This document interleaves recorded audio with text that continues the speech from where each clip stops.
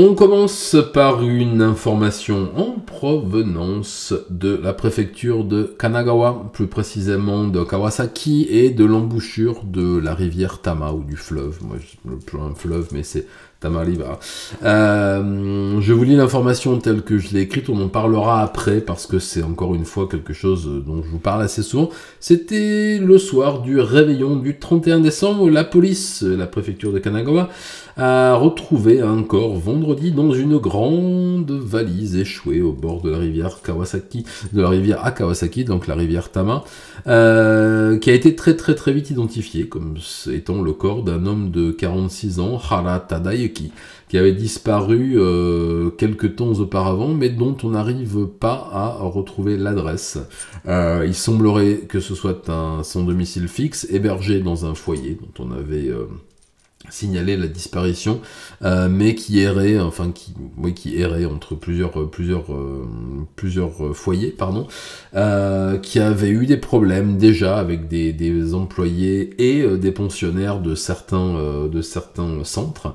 La première autopsie a révélé des traces de coups un peu sur tout son corps, liées visiblement à une bagarre, à un taux d'alcool assez élevé dans son corps, et des traces de strangulation qui ont entraîné la mort. On a retrouvé son corps plié dans la valise. Alors là, il n'y a pas eu de boucherie, on va dire, comme ça arrive parfois dans les affaires de mal sanglantes, c'est-à-dire que son corps n'a pas été coupé, découpé, démembré, etc., emballé. En tout cas, on l'a retrouvé le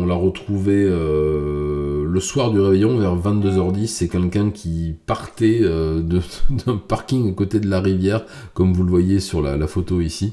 C'est vraiment l'exact endroit où il a été trouvé et qui se rendait sur les lieux d'une des cérémonies du soir qui a trouvé ça. Il faut savoir que c'est très près de l'aéroport de Haneda. C'est dans la baie, c'est là où nous habitions, moi, il y a encore pas très longtemps, de l'autre côté. De l'autre côté du pont que vous voyez là, hop là, voilà, et que c'est donc des endroits là qui ne sont pas du tout fréquentés. Une fois que vous sortez des sentiers battus, vous arrivez dans ces endroits, c'est assez peu fréquenté, et vous tombez régulièrement sur des petits villages de toiles bleues, donc qui sont des homeless, donc des sans domicile fixe, qui habitent dans ces endroits-là. Pour l'instant, l'enquête tend à dire que il se pourrait fort bien que ce soit une affaire de règlement de compte entre SDF du même foyer ou du même village. On n'en a pour l'instant aucune preuve. Les empreintes qui ont été relevées correspondent à plusieurs hommes qu'on ne retrouve pas, qui ne sont pas fichés. Donc ça fait partie des nombreux corps que l'on repêche régulièrement dans ces endroits. Je possède moi-même une collection de photos prises dans ces endroits-là, où je venais photographier des vêtements féminins, beaucoup, qui venaient s'échouer sur ce genre de rivage-là, des fois même encore plus sauvage. Et il se trouve qu'une fois, une ancienne madame et moi, nous avons vu un corps flotter un matin, mais c'est pas exceptionnel, hein, ça n'arrive... Ça arrive malheureusement assez souvent. Donc j'attends de voir un peu ce qui va sortir du début de l'enquête. Pour l'instant, c'est un John Doe, on va dire, qui a retrouvé un nom, mais pour l'instant, on n'a aucune idée de ce qui a pu pousser, ni même qui peut être le meurtrier. L'enquête est en cours, étant donné que c'est un sans domicile fixe, on ne va pas se mentir, je pense que l'enquête n'aboutira pas, ou alors dans très longtemps, si vraiment il tombe sur le coupable comme ça, par hasard. Mais je ne manquerai pas de vous informer, le cas échéant, si les choses avancent, et donc affaire à suivre.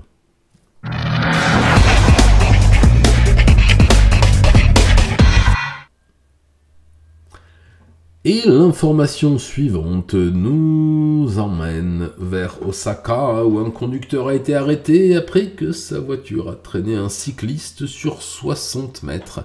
Vous allez me dire, ça se fait dans d'autres pays, sur des policiers, etc. Non, là, c'était juste un cycliste. Je vais vous raconter l'anecdote, enfin, l'information telle qu'elle s'est passée le 3 janvier, donc c'était il y a 5 jours. La police de la ville de Higashi Osaka, dans la préfecture d'Osaka, arrêté un homme de 23 ans soupçonné de tentative de meurtre après avoir traîné un cycliste de 55 ans accroché à sa voiture sur environ 60 mètres. Ça commence à faire 60 mètres. L'incident s'est produit vers 11 h du matin, le 31 décembre. Il a été arrêté que 4 jours plus tard. Je fais une petite pause thé. Arigato gozaimasu. Et Madame Satsudine vous dit bonsoir. Bon petite soirée. Merci beaucoup. Arigato gozaimasu. Merci. Ah, merci, Kampai, frérot. Ouh, c'est chaud, c'est très chaud. Et les tasses en fer, là, oula. Bon, et merci pour elle. Elle vous repassera vous dire bonsoir tout à l'heure. Continuons. L'incident s'est produit vers 11 h du matin, donc le 31 décembre. Il a été arrêté que beaucoup plus tard. Et la police a fini par arrêter, donc le 3 janvier, monsieur Irie Ryoki, un employé de restaurant du quartier de Tio à Osaka, qui s'est lui-même dénoncé en appelant timidement, le commissariat pour avouer son crime. Il a raconté. Alors je vais vous raconter sa version, ensuite on verra ce qui ressort des premiers éléments de l'enquête. Il dit s'être arrêté pendant une minute pendant laquelle le cycliste a couru vers sa voiture. Il a pris peur. Il serait remonté dans sa voiture, le cycliste se serait accroché à sa vitre latérale, lui aurait remonté sa vitre, coinçant le cycliste dedans, qu'il aurait traîné sur 60 mètres avant de comprendre qu'il était en train de tuer quelqu'un. Parce que c'est à peu près ce à quoi ça ressemblait, pardon, je ne devrais pas rigoler. Et sur 60 mètres, l'homme est tombé au sol au moment où il a rouvert sa... Enfin, on fait plus ça, il a rouvert sa vitre. Et est parti en abandonnant le corps de l'homme dans un état critique, puisqu'il a été hospitalisé avec des multiples fractures, des érosions un peu partout, des hématomes, etc. Enfin, dans un état assez catastrophique. Il se trouve que des témoins depuis sont allés déposer à la police de Higashi Osaka et que le cycliste incriminé comme ayant été discourtois envers le conducteur n'a pas été si discourtois que ça, bien au contraire, puisqu'il semblerait que ce fut le contraire. D'après les témoins, c'est l'homme au volant qui a grillé la priorité au cycliste. Le cycliste s'est un peu échauffé, comme on peut le faire au Japon, c'est-à-dire en lui disant « C'était pas très gentil, monsieur ». Il dit « Comment ça, c'était pas très gentil ?» Et le ton serait monté, et voilà, l'homme aurait tenté d'attraper son portable, je sais pas quoi, il aurait remonté la vitre, et l'aurait traîné volontairement sur 60 mètres, en appuyant franchement sur le champignon, ce qui effectivement ressemble à une tentative de meurtre, selon les termes de la loi, accordons-le. Donc là, pour l'instant, le monsieur Irie Ryoki a été arrêté, il est actuellement en garde à vue prolongée. Il risque d'y rester encore quelques jours et il risque dans les jours qui viennent d'être mis en examen pour tentative de meurtre sur la personne de ce pauvre cycliste qui est toujours hospitalisé. Voilà, je vous en parlerai dès que j'aurai des nouvelles. Affaire à suivre.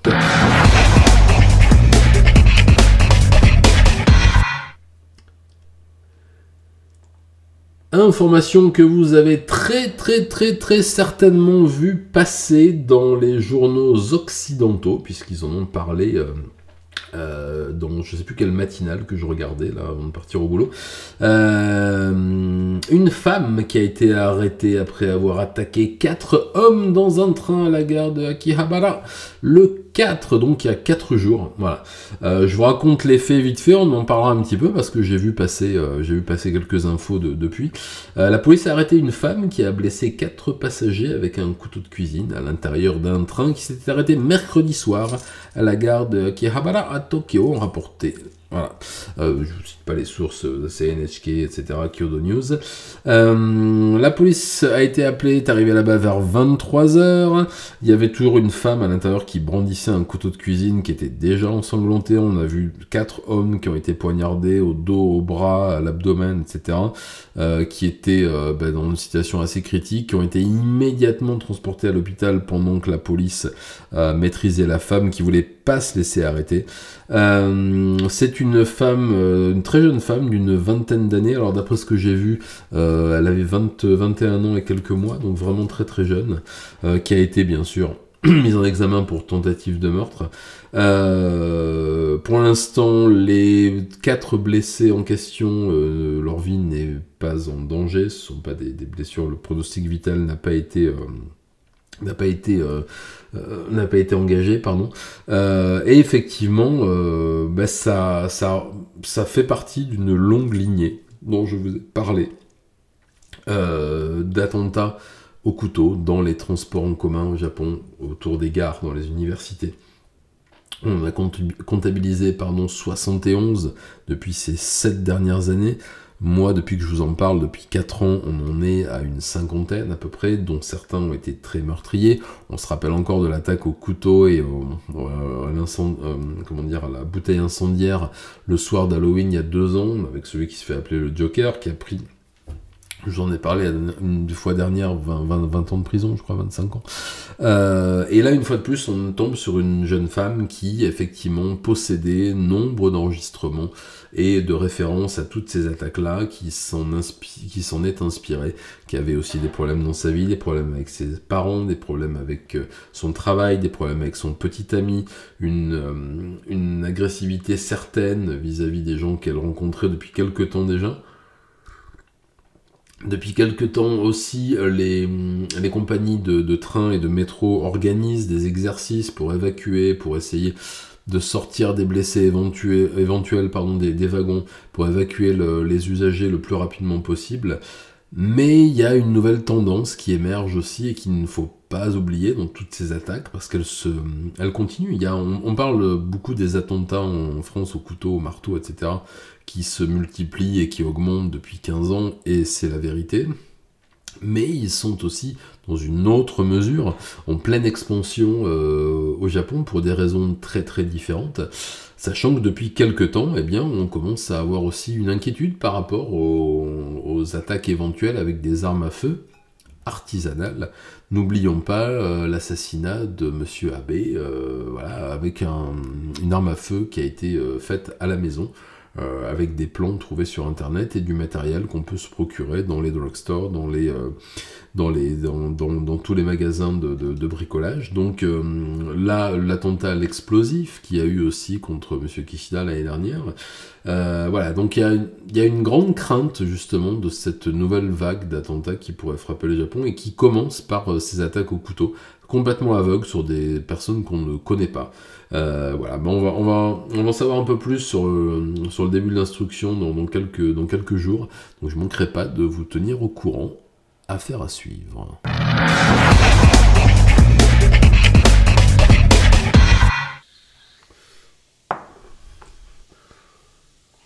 La news suivante nous amène dans ma belle ancienne ville de Fukuoka, plus précisément entre Fukuoka et Kitakyushu, avec l'histoire d'un policier arrêté pour avoir battu mortellement sa sœur. Et oui, ça nous change les histoires entre mari et femme. Donc c'est la police de la préfecture de Fukuoka qui a arrêté un de ses inspecteurs adjoints de police de 57 ans, soupçonné d'avoir causé des blessures ayant entraîné la mort de sa sœur de 55 ans à Kitakyushu. Donc c'est une ville qui est au nord de Fukuoka.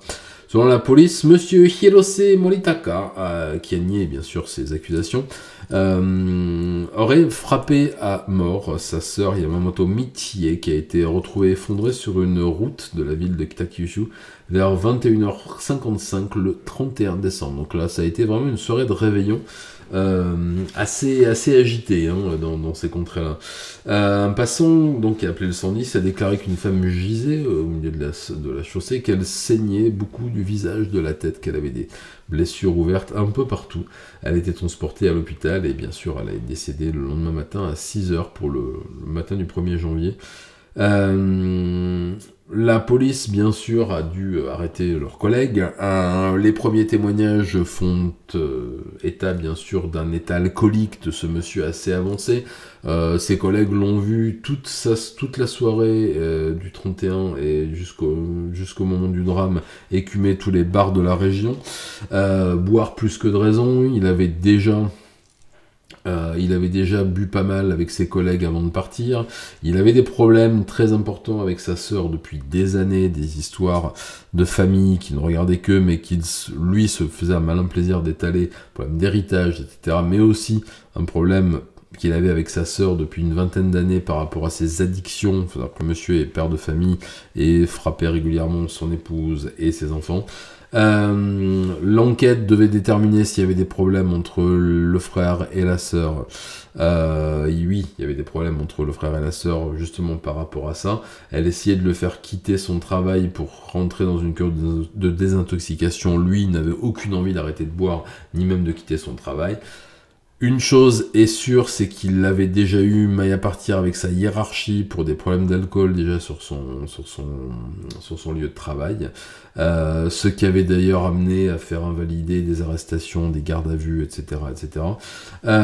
Lui dit qu'il ne se souvient pas d'avoir frappé. Il se rappelle peut-être leur avoir mis une baffe à un moment. Là, il aurait déclaré qu'effectivement, quand elle l'avait traité d'alcoolique, il se souvenait de leur avoir mis un petit coup de poing dans la figure, mais rien qui ne soit très ordinaire entre un frère et sa sœur. Voilà. Donc il a été mis en examen pour meurtre aggravé, parce qu'on est au sein d'une fratrie. Et il a été placé sous mandat de dépôt, donc là il est en préventive, il a été incarcéré. Voilà, donc on ne rigole pas, même quand on est policier, avec la loi, surtout dans de telles circonstances. Je vous ai déjà parlé dans les années précédentes, des réformes de différentes lois justement sur la garde à vue, mais aussi sur les policiers délinquants. Là, ils appliquent la loi à la lettre. Et pour l'instant, les chefs d'accusation ont été établis par le procureur. La mise en examen est effective. On attend une date de procès qui devrait arriver assez rapidement, d'ailleurs, parce que la police aime bien se débarrasser de ce genre d'affaires assez vite. Donc, moment ou jamais de dire affaire à suivre.